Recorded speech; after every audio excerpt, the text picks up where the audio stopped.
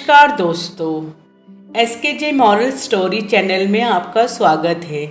आज हम आपके लिए लेकर आए हैं काले कौवे की कहानी। कहानी एक सुंदर जंगल की है जिसमें सभी पक्षी आपस में मिलजुल कर रहते थे।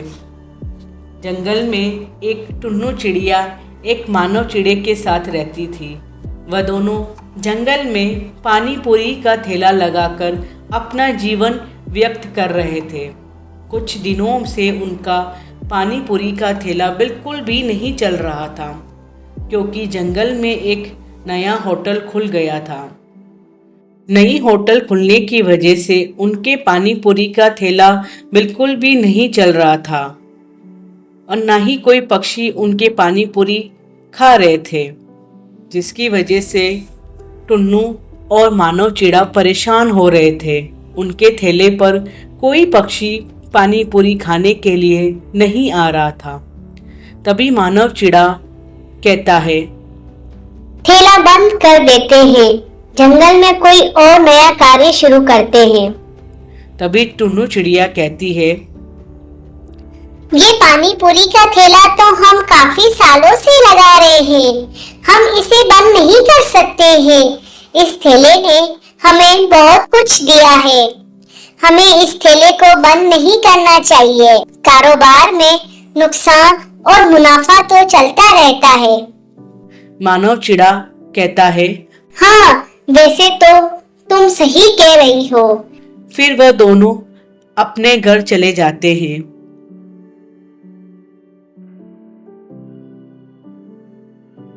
अगले दिन भी कोई पक्षी उनके ठेले पर पानी पूरी खाने नहीं आता है। मानव चिड़ा कहता है टुन्नू चिड़िया से, टुन्नू चिड़िया, अभी बस बहुत हुआ। मैं अभी देख कर आता हूँ कि उस होटल में ऐसा क्या मिल रहा है कि सभी पक्षी उस होटल में खाने जा रहे हैं। तभी टुन्नू चिड़िया बोलती है, हाँ मानव चिड़े, मैं भी तुम्हारे साथ चलती हूँ।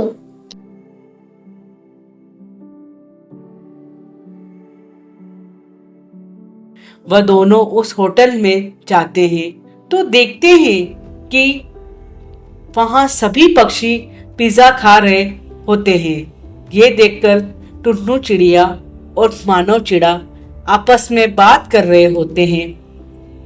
तभी टुन्नू चिड़िया कहती है, सभी पक्षी को पिज्जा बहुत पसंद आ रहा है, तो वह कालू कौवे और मिन्नू कवि की ठेले से क्यों नहीं खा रहे हैं। तभी मानव चिड़ा बोला, क्या पता कालू कौवे की अच्छी बिक्री हो रही हो, हमें जाकर पता करना चाहिए।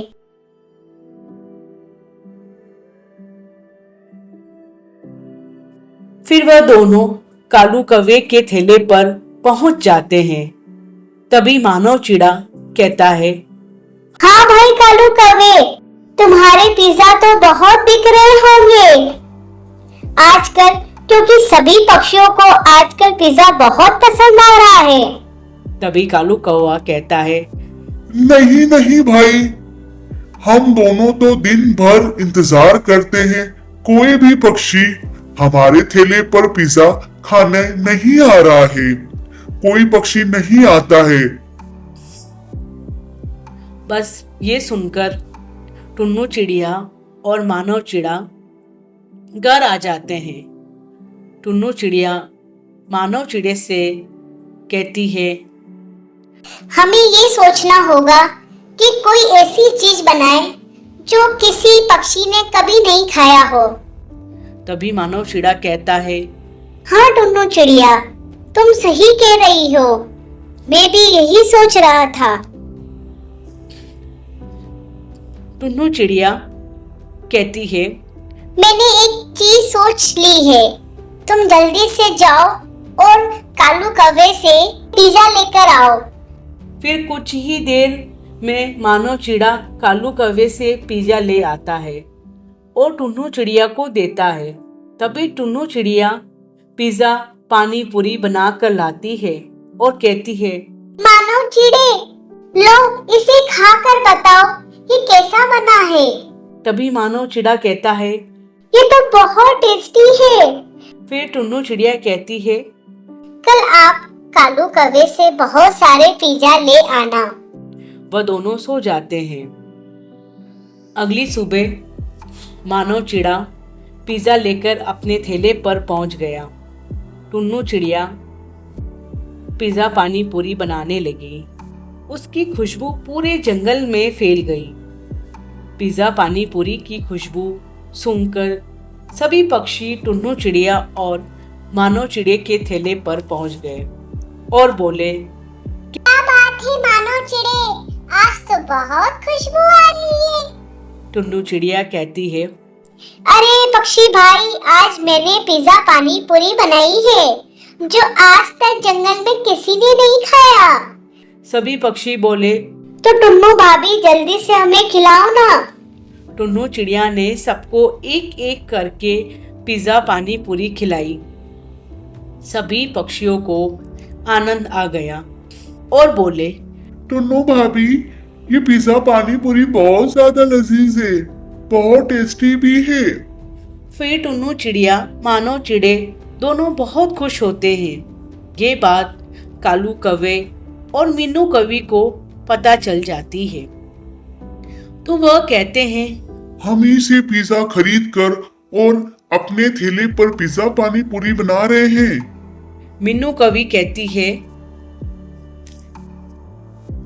अब हम टुन्नू चिड़िया और मानव चिड़े को पिज्जा नहीं देंगे। इस तरह कालू कौवे के पिज्जा की बिक्री नहीं हो रही थी।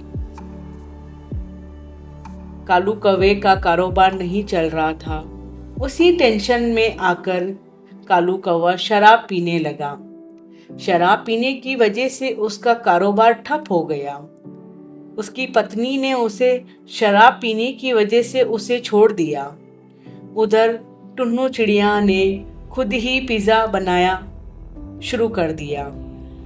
धीरे धीरे उनका कारोबार बहुत अच्छा चलने लगा और मानव चिड़े ने दुकान खोल ली। खुशी खुशी रहने लगे। उधर कालू कौवे की शराब पीने की वजह से मौत हो गई।